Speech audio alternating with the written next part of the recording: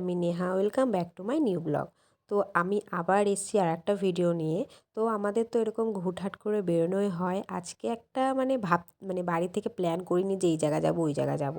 আজকে আমি বেরিয়েছি অন্য কাজে, ওরাও বেরিয়েছিল অন্য কাজে। হুট করে ফোন করে বলা হলো যে চল একসাথে একটু দেখা করি। বাইরেই ছিলাম সবাই মিলে।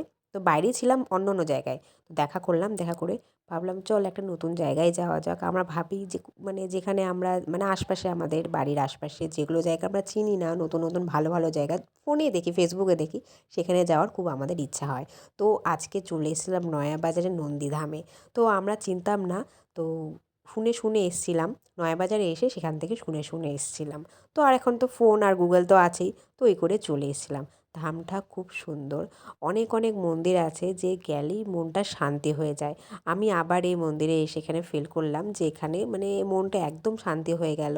তো আমি এখানে ফেসবুকে অনেকে মানে শুনেছি যে যে মন্দিরে গেলে মন শান্ত হয়ে যায়, কিছু না মানে চাইতেই হয় না, তো মানে যাওয়ার মনই চায় না, সেই ফিলটা আজকে আমার এখানে হলো, মনে হলো এখানে ঠাকুর বাস করে।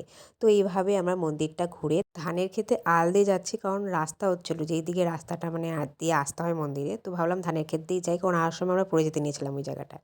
তো টাটা, দেখা হচ্ছে।